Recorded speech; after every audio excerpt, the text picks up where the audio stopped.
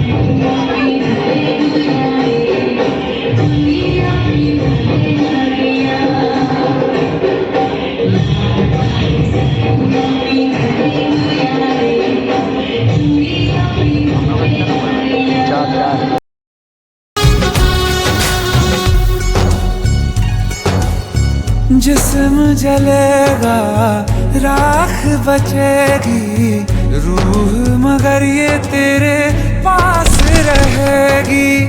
दिन भी ढलेगा रुत बदलेगी, लेकिन मोहब्बत मेरी मिट ना सकेगी। फिर से तुम्हारी खातिर दुनिया में आएंगे, गैर का न होने देंगे यारा तुझे। तेरी गलियों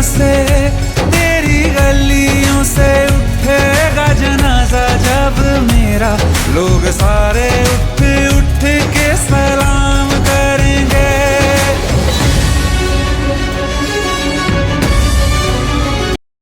मार्च 2017 में शनिवार की ये सुबह मेजर ऋषि के लिए रूटीन से काफी अलग शुरू हुई थी।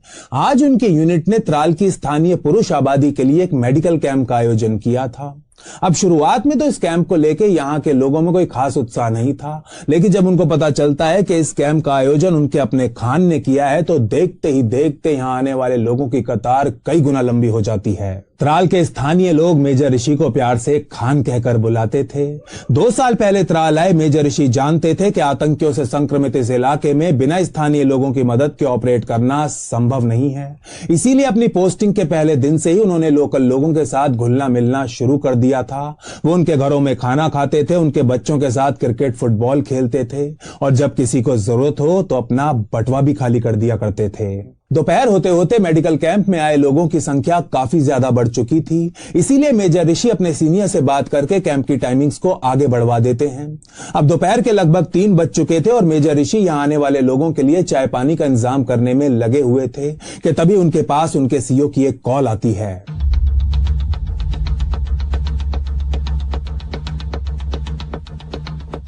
ऋषि, मेरे पास अभी अभी एक इनपुट आया है। हमारा एक हाई लेवल टारगेट हाफू गांव में छिपा हुआ है and guess what, his name is Aqib Maulvi. Hafeez Mohammad Aqib और आकिब मौलवी कोई आम आतंकी नहीं था। अवंतीपुरा में जन्मे इस हिजबुल कमांडर को वानी 2.0 कहा जाता था और वो इसलिए क्योंकि वानी की ही तरह ये भी सोशल मीडिया का दुरुपयोग करने में अच्छी खासी महारत रखता था। बेरहमी का घातक जवाब, उनका सर धड़ से अलग करने का मौका देने जा रहा हूं। क्या आप इस मिशन के लिए तैयार हैं? क्या बदले के लिए आपका खून खोल रहा है? Commanders, who are we? Indian army ने ये जंग शुरू नहीं की थी, but we will bloody hell finish it. How is the josh? How is the josh? यही कारण था कि बिना कोई समय गवाए मेजर ऋषि अपने साथियों के साथ हाफू गांव की तरफ निकल पड़ते हैं। उन्हें मिले इंटेलिजेंस के अनुसार आज हाफू गांव में आकिब मौलवी अकेला नहीं था, बल्कि उसके साथ जेईएम का एक और आतंकी सैफुल्ला उर्फ ओसामा भी छिपा हुआ था।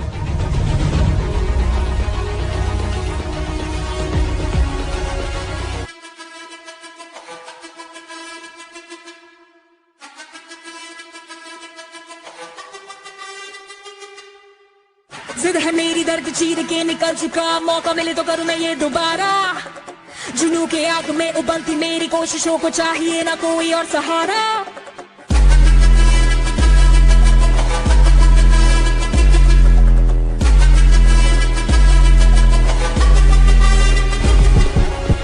चार बजे के आसपास मेजर ऋषि अपनी क्यूआरटी के साथ हाफू गांव पहुंच जाते हैं और उनके वहां पहुंचते ही स्थानीय लोगों की भीड़ उनके ऊपर ताबड़तोड़ पत्थर बरसाना शुरू कर देती है। इस समय तक सीआरपीएफ और जे&के पुलिस की यूनिट्स भी लोकेशन पर पहुंच चुकी थी। बिना कोई समय गवाए मेजर ऋषि इन यूनिट्स को पत्थरबाजों पर काबू पाने का आदेश देते हैं, जिससे कि वो और उनकी टीम अपने शिकार पर फोकस कर सके।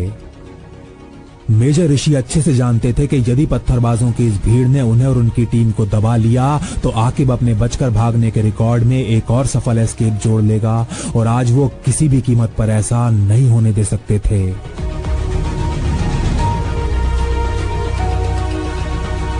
इसी तरह पत्थर बरसा रही भीड़ को चीरते हुए मेजर ऋषि और उनकी क्यूआरटी गांव के अंदर प्रवेश कर जाते हैं। इसके बाद मेजर ऋषि क्यूआरटी को 2-2 की टीम से बांट गांव के एक घर की तलाशी लेने का आदेश देते हैं और खुद भी अपने बडी के साथ यहां बने घरों को क्लियर करने में जुट जाते हैं। लगभग आधे घंटे एक के बाद एक कई घरों को क्लियर करने के बाद मेजर ऋषि बाहर खुले में आकर खड़े हो जाते हैं।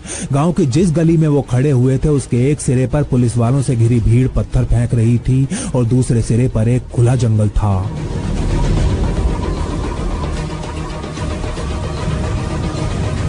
वो दोनों किसी भी दिशा में भाग सकते हैं और हो सकता है कि अब तक भाग भी चुके हों। अभी मेजर ऋषि ये सोच ही रहे थे कि तभी उनकी नजर एक घर के बाहर खड़े कुछ लोगों पर पड़ती है। उनसे कुछ दूरी पर खड़े ये लोग पत्थरबाजों का हिस्सा नहीं थे, इसीलिए मेजर ऋषि उन्हें कुछ नहीं कहते, लेकिन वो नोटिस करते हैं कि इनमें से एक आदमी उन्हें लगातार घूरे जा रहा है। मेजर ऋषि भी इस आदमी के ऊपर अपनी नजरें टिका लेते हैं और तभी उस आदमी की आंखें कुछ घरों की तरफ एक इशारा करती हैं।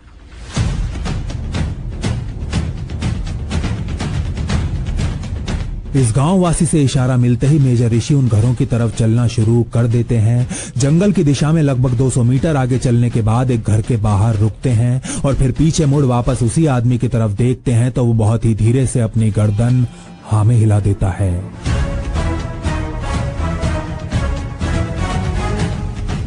मेजर ऋषि समझ जाते हैं कि आकिब और उसका पाकिस्तानी साथी इसी घर के अंदर छिपे हुए हैं।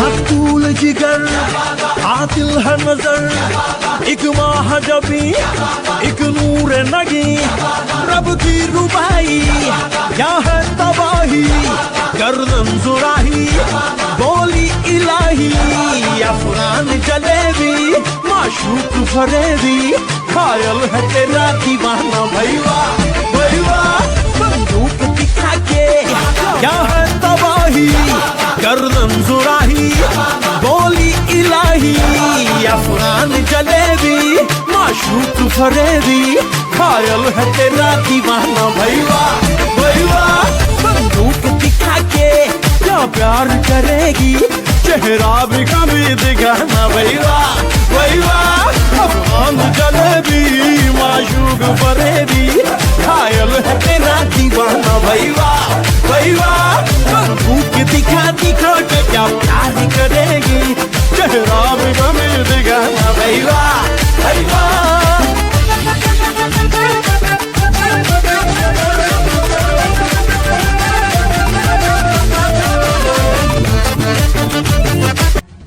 मेरी आपसे प्रार्थना है कि आप अपने हाथ ऊपर करके चुपचाप बाहर आ जाइए। हमारा आपको नुकसान पहुंचाने या मारने का कोई इरादा नहीं है। प्लीज बाहर आ जाइए। मैं आपको वचन देता हूं कि आपको कोई नुकसान नहीं होगा।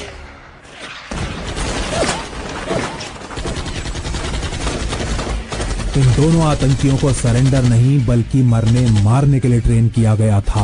अभी मेजर ऋषि की बात पूरी भी नहीं हुई थी कि घर की दूसरी मंजिल से फौज के ऊपर ताबड़तोड़ आखिरी किरण ढलने से पहले मेजर ऋषि अपने हाथों में वो 15 किलोग्राम का आईडी उठाते हैं और पीछे से मिल रही कवर फायर की सुरक्षा में भारी दीवार को फांद घर की तरफ बढ़ना शुरू कर देते हैं।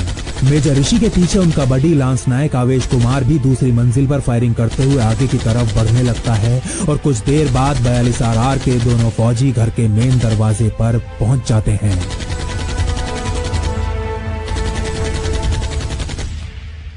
अभी मेजर ऋषि आईडी को दरवाजे पर प्लांट कर ही रहे थे कि तभी दूसरी मंजिल से हो रही फायरिंग अचानक ही रुक जाती है। साफ था कि दोनों आतंकी उनके प्लान को भांप चुके थे और अब खुद को बचाने के लिए अपनी पोजीशंस बदल रहे थे।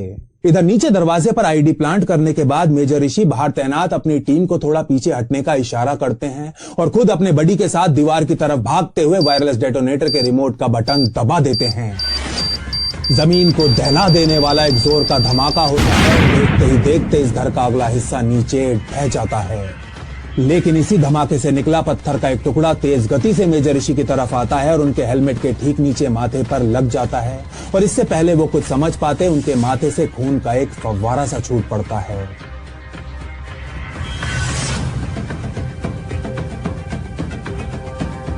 हिजबुल के सेफ हाउस का अगला हिस्सा मलबे में तब्दील हो चुका था। मेजर ऋषि और उनका बड़ी बाउंड्री वॉल के पीछे आ चुके थे और लगभग 15 मिनट की चुप्पी के बाद एक बार फिर दूसरी मंजिल से फायरिंग शुरू हो चुकी थी। मेजर ऋषि का एक साथी उनके माथे से रिस रहे खून को रोकने के लिए उनकी पट्टी करने में लग जाता है और इसी दौरान उनके दिमाग में एक और आइडिया आता है। मेजर साहब दोबारा घर की तरफ बढ़ेंगे, कवर फायर के लिए तैयार रहें। इधर 42 RR की QRT को ये मैसेज मिलता है और उधर मेजर ऋषि एक बार फिर उस घर की तरफ बढ़ना शुरू कर देते हैं और इस बार उनके हाथों में IED नहीं बल्कि मोलोटोव कॉकटेल्स थीं। कंपाउंड के अंदर पहुंचने के बाद मेजर ऋषि कुछ मोलोटोव्स को घर के अंदर अलग अलग हिस्सों में फेंक पीछे हटना शुरू कर देते हैं और देखते ही देखते घर आग की लपटों में तब्दील होने लगता है।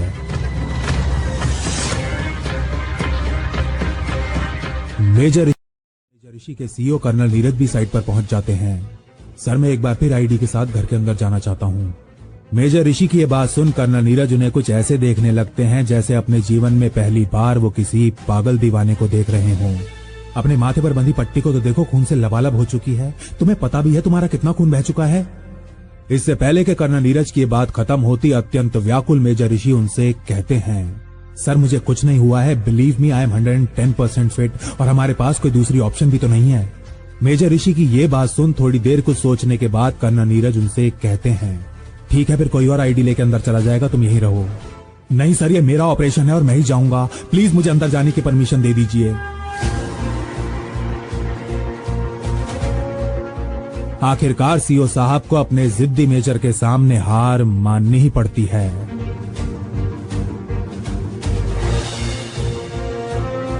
इस बार मेजर ऋषि अपने एक्सपर्ट को 15-15 किलोग्राम की 2 आईडीज असेंबल करने के लिए कहते हैं और वो कुछ ही मिनटों में 2 आईडीज तैयार कर उनके सामने रख भी देता है। लेकिन जैसे ही मेजर ऋषि इनमें से एक विस्फोटक अपने हाथ में उठाते हैं, उन्हें एक अजीब सा पूर्वाभास होने लगता है।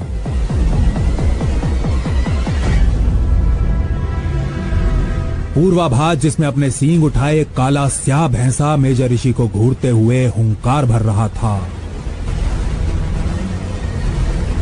अपने जीवन में पहली बार ऐसा महसूस कर रहे मेजर ऋषि की आंखों के सामने उनका पूरा जीवन फ्लैश होने लगता है। पूरा अतीत एक फिल्म की तरह फ्लैश हो रहा था। शायद यही कारण था कि ना चाहते हुए भी वो केरल में गहरी नींद सो रही अपनी मां राजलक्ष्मी को फोन कर ही देते हैं।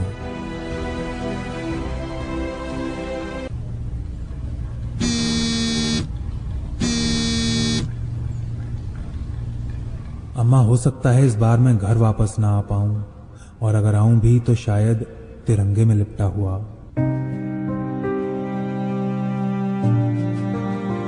लेकिन मैं किसी भी हालत में वापस आऊं, मुझे वचन दो कि तुम बिल्कुल भी नहीं रोगी, बल्कि पूरे गर्व से सर उठा के मुझे अंतिम विदाई दोगी। अपने नाम में पिता की जगह मां का नाम लगाने वाला ये फौजी बेटा अपनी जान दांव पर लगाने जा रहा था और ऐसा करने से पहले वो एक बार बस अपनी मां की आवाज सुनना चाहता था।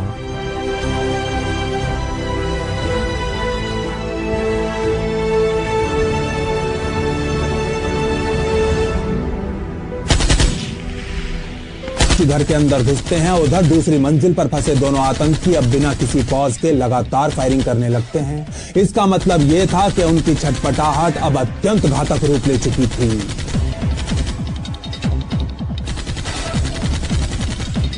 अपने पेट के बल अंदर घुसने के बाद मेजर ऋषि दोनों आईडीज को ग्राउंड फ्लोर पर घर के साबुत बचे हिस्से में प्लांट कर देते हैं और एक बार फिर घर से बाहर की तरफ रेंगने लगते हैं। बाहर आते ही मेजर ऋषि वॉकी टॉकी पर अपने बडी को 30 सेकंड का काउंटडाउन शुरू करने का आदेश दे देते हैं। काउंटडाउन जिसके खत्म होते ही एक्सपर्ट को डेटोनेटर के रिमोट में लगा लाल बटन दबा देना था।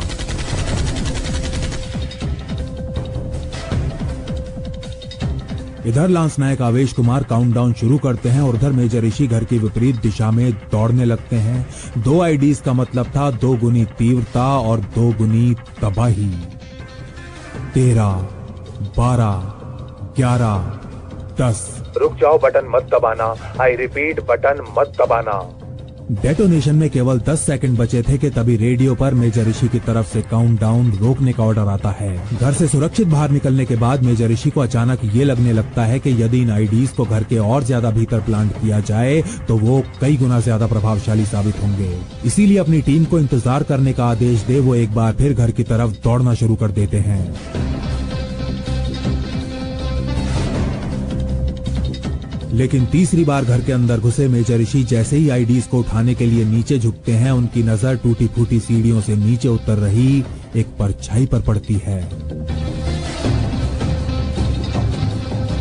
इधर मेजर ऋषि का हाथ अपनी राइफल के ट्रिगर पर जाता है और उधर दुश्मन की बंदूक से निकली कई गोलियां सीधा आकर उनको लग जाती हैं।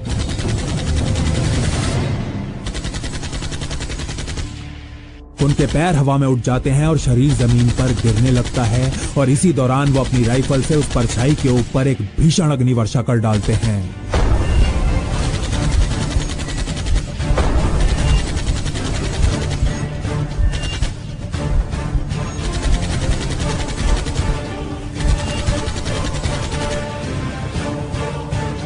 एक तरफ तो सीढ़ियों से उस आतंकी का बेजान शरीर रेत की बोरी की तरह नीचे गिरता है और दूसरी तरफ मेजर ऋषि भी जमीन पर पड़े होते हैं। इस समय मेजर ऋषि का आधे से ज्यादा चेहरा नीचे लटक रहा था।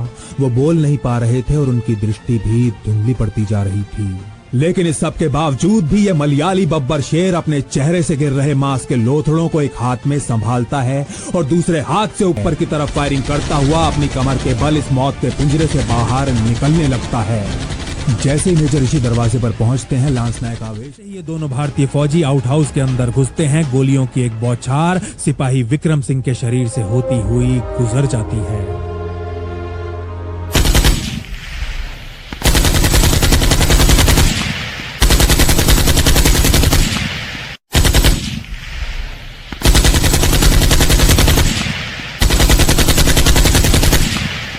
जिंदा था। सिपाही विक्रम सिंह को 2 गोलियां लगती हैं। एक उनके गले के आर पार हो जाती है जबकि दूसरी उनके जबड़े में आकर फंस जाती है। लेकिन फिर भी नीचे गिरने से पहले हरियाणा का ये जाट अल्ताफ के ऊपर कई राउंड्स फायर करता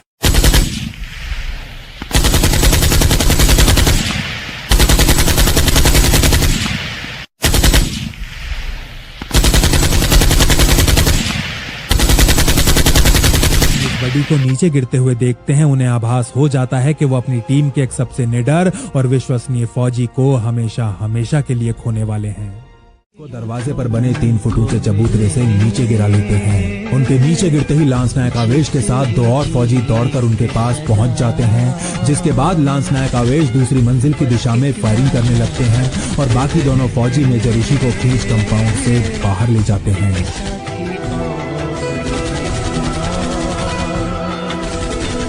एनकाउंटर साइट से सुरक्षित दूरी पर आने के बाद एक जीप में डाल मेजर ऋषि को पास ही बने एक हेलीपैड ले जाया जाता है। मेजर ऋषि की आंखें बंद हो रही थीं, लेकिन वो अभी भी जीप की सीट पर बिल्कुल सीधा बैठे हुए थे। हेलीकॉप्टर श्रीनगर के 92 बेस हॉस्पिटल के लिए निकल जाता है। इधर नीचाई पर उड़ता हुआ यह हेलीकॉप्टर श्रीनगर की तरफ बढ़ रहा होता है। मेजर ऋषि की नजर अपनी पत्नी पर पड़ती है, लेकिन इससे पहले वो कुछ बोल पाते एक डॉक्टर उनके पास आ जाता है। ये डॉक्टर जो अपने करियर में हर प्रकार का केस देख चुका था, जब मेजर ऋषि के चेहरे को देखता है तो इसके मुंह का रंग पीला पड़ जाता है। काफी ज्यादा खून बह जाने के कारण मेजर ऋषि की आंखें बंद होने लगती हैं, तो उनके पास खड़ा ये डॉक्टर उन्हें उठाने लगता है। मेजर, आप बिल्कुल ठीक हो, आपको कुछ नहीं हुआ है। बस आपको सोना नहीं है, प्लीज टॉक। अपना आधे से ज्यादा चेहरा खो चुके मेजर ऋषि चाहकर भी बोल नहीं पा रहे थे, इसीलिए जब मेजर ऋषि बोलने की स्थिति में आते हैं तो वो सबसे पहले 18 मार्च के अखबार मांगते हैं। वो इन अखबारों में अपने हाफू ऑपरेशन R&R में भर्ती होने के कुछ दिन बाद मेजर ऋषि की मां राजलक्ष्मी भी अपने बेटे से मिलने आती हैं। उनका बेटा जो अपना आधे से ज्यादा चेहरा हमेशा हमेशा के लिए खो चुका था, लेकिन अपने बेटे का पूरी तरह पट्टियों से ढका हुआ चेहरा देखने के बाद भी ये मां अपनी आंखें नम नहीं होने देती। उसके बेटे ने उस रात उससे ना रोने का वचन जो मांगा था।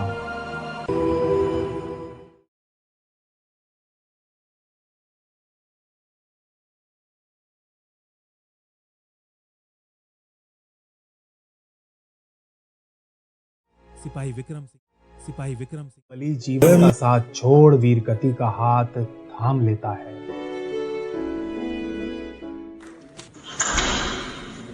आ गए हो?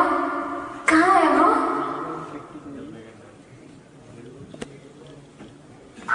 आँख भर आई है, दिल घबराया है, देश की मेरी ज़मीं अफसोस नहीं, जो तेरे लिए 100 दर्द सहे। महफूज रहे तेरी आन सदा, चाहे जान मेरी ये रहे ना रहे। मेरी ज़मीं महबूब मेरी, मेरी नस नस में तेरा इश्क बहे। फीका ना पड़े कभी रंग तेरा, जिस्मों से निकल के खून कहे।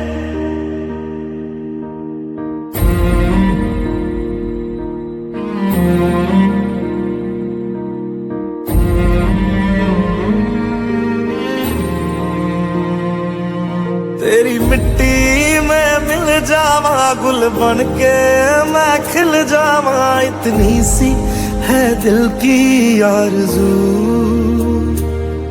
तेरी नदियों में बह जावा तेरे खेतों में लहरावा, इतनी सी है दिल की आरज़ू।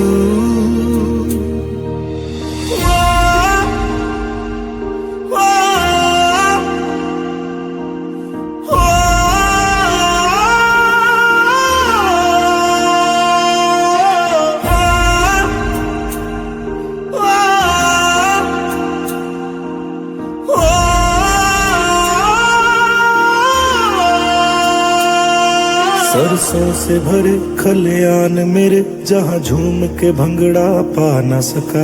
आबाद रहे वो गांव मेरा, जहाँ लौट के वापस जा न सका।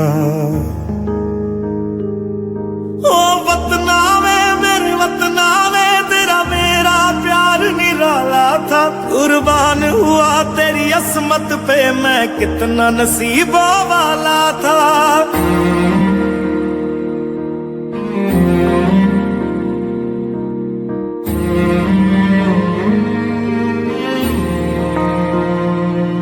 तेरी मिट्टी में मिल जावा, गुल बन के मैं खिल जावा, इतनी सी है दिल की आरज़ू। में लहरावा, इतनी सी है दिल। साथियों तुमको मिले जीत ही जीत सदा, बस इतना याद रहे एक साथी और भी था। जाओ जो लौट के तुम घर हो खुशी से।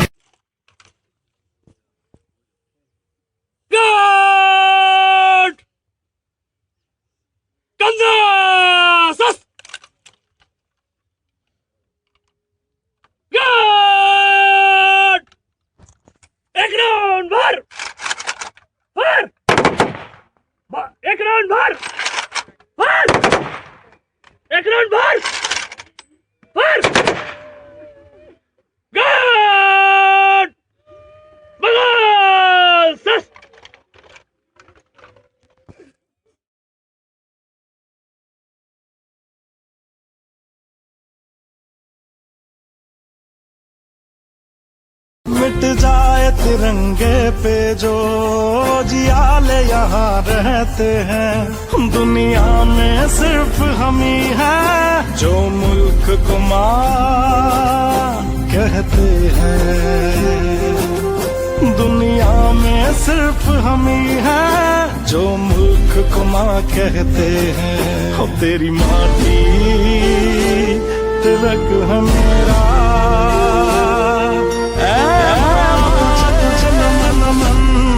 तेरी ममता पे हम मर मिटेंगे वतन।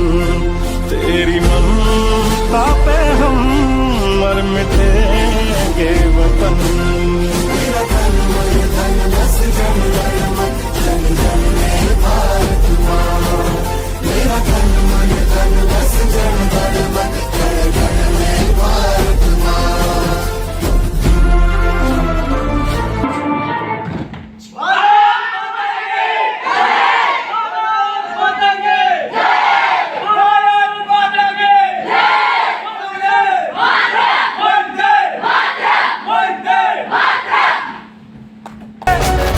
पास आऊंगा हाथ दिल पे रख के अपने, बुलाना मुझे तेरी गलियों से उठेगा जनाजा जब मेरा। लोग सारे उठ उठ के सलाम करेंगे। तुम मुझे अवॉइड क्यों कर रही हो? अब हम नहीं मिल सकते। I'm so sorry but we have to end this. क्यों? You know the reason. Faheem. तेरी गलियों से उठेगा जनाजा जब मेरा। लोग सारे उठ उठ के सलाम